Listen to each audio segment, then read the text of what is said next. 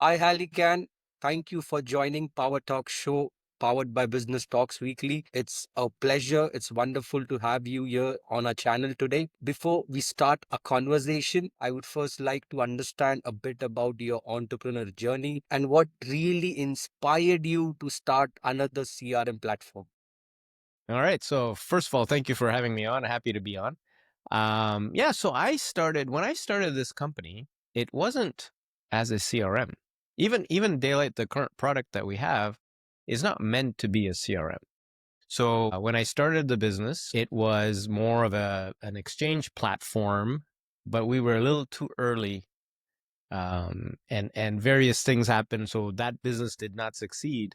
But then I pivoted to a different business, and then a different business, and then today, what you see is maybe the fourth major pivot. So it's been an interesting journey, and throughout that process, after the initial business that didn't work, and we started building Daylight for us for our own needs. And then customers saw what we were doing. They asked us to buy it. That's how it became a product. And that's how we got into the quote unquote CRM space. But it was never designed that way. It was designed to help small businesses grow. It just happens to be that small businesses or any businesses, you need your customers first. You need those relationships. Understood. That's how it Understood. started. Understood. So, can you help me understand what are the challenges of the traditional CRMs in SMEs and how Daylight is helping solve them? So the challenge really is pretty universal. So we cater to businesses typically, 1 to 10 in size, but we have customers that go to up to 100 or 150 in size, but they started with us when they were 5, 6 people kind of thing, right? So they were not that size before their size now, right? And so the challenge is pretty universal, irregardless of industry, is that at the begin, anytime at the beginning or even in the middle or at the end, whatever, the challenge is always being organized, looking professional in front of your clients, following up at the right time, not missing, not promising something and then not doing it, etc. Right? So all these things are just regular kind of business things. However, as you're growing your business and you're doing your business, you need a system to kind of help you be organized and so forth, right? So that's where that comes in. And this problem that everybody faces. Like anybody that starts a business will face this problem. They'll be like, okay, I got to do this work. I'm doing this work. And then you're going to talk to a prospect. The prospect will say, well, hey, this is a great service. I'm looking at others, etc. How about let's follow up in a week or 2 weeks or a month, etc. Should follow up at the time that you say you will follow up, right? So whenever that is, you want to be reminded at the right time. You want to be prepared when you do make the follow-up call where you left off last time. So when I was doing the second business, which was consulting, I can sell you pretty much anything, right? But the problem was I forgot to call you back when you told me to call you back. And then the next problem is if I remembered, I would forget where we left off. So I'd look like an idiot. So this is, this was born out of my own problems. And every entrepreneur has the same problems. Hopefully So, that answers your AJ, question a little bit. yeah, I understand. Like it's the follow-up process and where Yeah, most yeah, of yeah. your That's the root of the problem.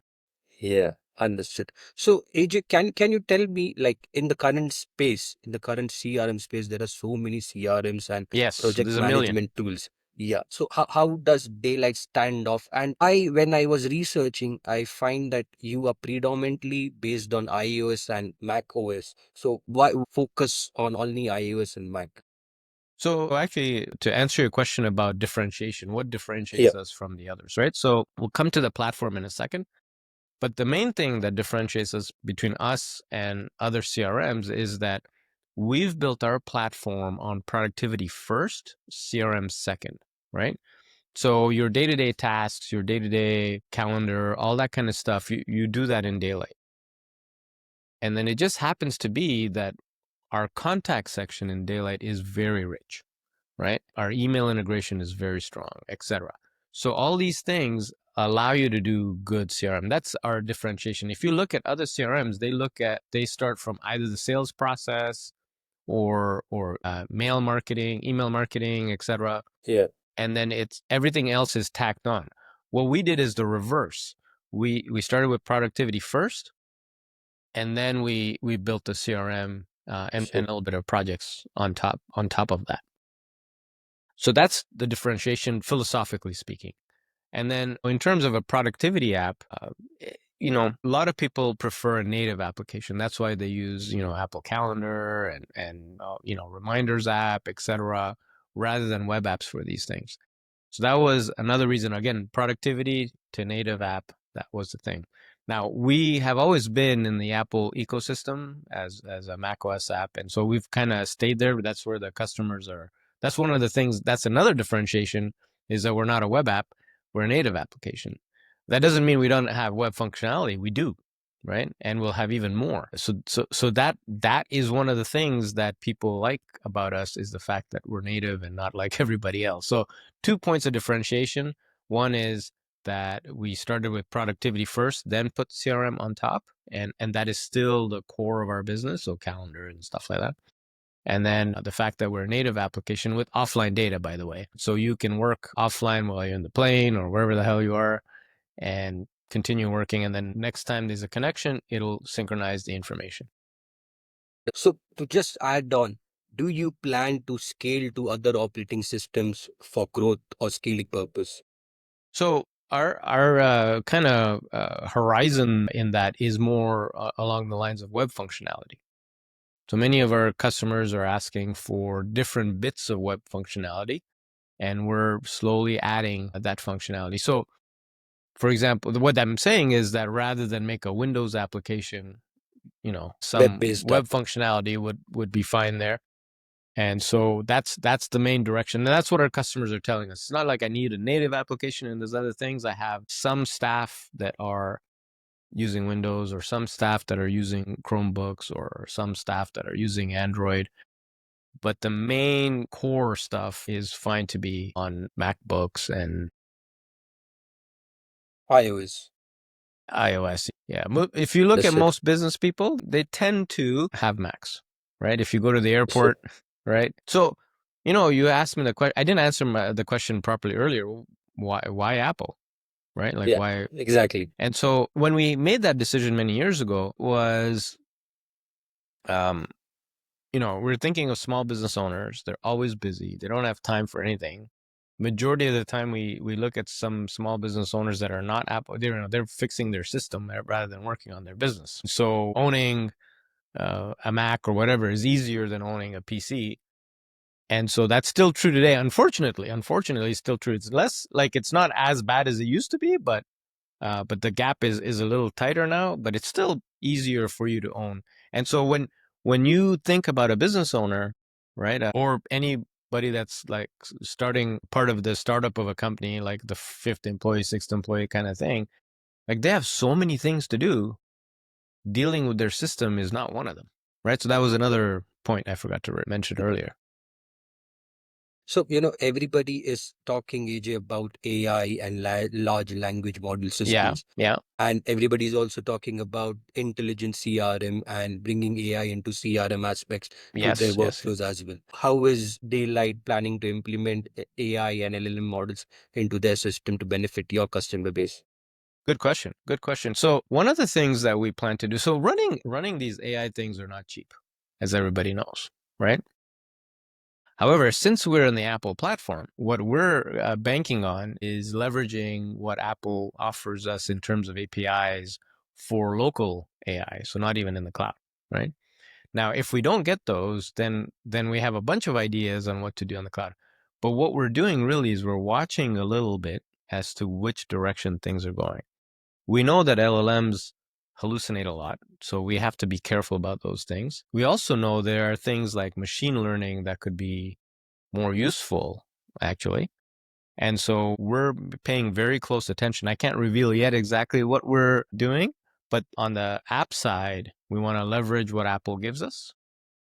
On the server side, we have a bunch of ideas, and we're still kind of studying the space, letting the dust settle a little bit in terms of what people are finding literally actually useful versus noise. There's a lot of hype right now, there's a lot of noise and there's some signal. There is signal. There's definitely some advantages here. So we need to make sure, as a bootstrap company, we can't just throw money at crazy ideas. So we're being careful about how we go about this, but it's definitely an important thing. And it's something that we will talk to us again in 6 months, and Yeah, got it. I'll have a different answer for you. Got it. Got it. AJ, keeping daylight aside, what do you see? What changes needs to bring in to the traditional sales workflow or business workflows? So I receive a lot of sales things. So one of the things is I immediately notice AI generated emails. Right, I'm getting more of them, so I've get more spam now. And it's interesting. Those AI generated emails will seem much more personal because I guess they're grabbing information from the internet. Don't think that's going to make a difference really ultimately. Maybe a little bit of a difference, right? What will make a real difference is still finding out what that customer will value. And sometimes and AI can help you with that, right? AI can help you with that. And if you can if you can hit me more with what I actually need, I'm much more likely to respond, right? So, And yeah, so yeah, that's where I think people need to quite remember. Don't forget, like don't get carried away with the hype about the AI stuff. Remember that the customer has a need. As long as you can identify that need and show them how you can solve that problem for them at a reasonable cost with good quality, right? They're likely to continue talking with you. So what AI can help you there, where AI can help you there is perhaps narrowing down on what they actually need. So, AJ, looking back at your journey with, the transition of having four different pivots and then reaching to daylight, what do you feel like you could have done differently? And, during that phase itself, what do you feel you would have done differently? Are there any regrets? I would say that one of the really important lessons, there's many lessons, and we could talk for hours about Yeah, lessons yeah, learned during that thing. One of the lessons that keeps coming back is making sure you have the right people. Right? It's sometimes easy to fall in the trap of, the people the people you're comfortable with, especially when you're changing and when the business world is changing so quickly and the needs are changing so quickly and you have to adapt. Having the right people in your company that can execute is really important. And on the flip side, people being able to understand and execute and get stuff done is becoming even more valuable. absolutely, absolutely. So I think if I were to look back, I would say to myself, if I was talking to my younger self, it would be about making sure you have the right people all the time. It's not a one-time thing or what have you. It's a constant thing that you have to evaluate regularly and act on it regularly. One final question, AJ. Sure. What advice would you give to the young entrepreneurs and founders who are working in the tech space? So what I think people forget is that, whether you're in the tech space or any other space, really, right? Like what business owners look for and what business owners should always be thinking about is hustling. You know what I mean by hustling? Like you're always trying to figure out a solution. You're always trying to make a deal. You're always trying to see how you can do something better, etc. Right? That hustle needs to be there and it needs to be ongoing. You always got to, that's what business is, right? How am I going to offer something different than somebody else, and why would you buy from me? So that hustle is key. And as a young person going into starting first of all, should you start your own business? My general advice is yes, right? My second advice is, especially if you can handle stress and lots of changes, right? There are some people that are good at that. If you're not good at that and you say, okay, well, I'm not good at that part, but I want to be part of a dynamic organization, then maybe you come in as a second or a third, right?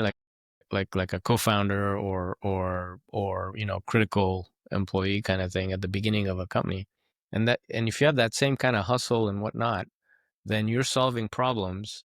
And for people like me, people that solve problems are invaluable. If I can find those, I keep those problem solvers. and that Some can great. communicate, of course. Thank you for the great advice.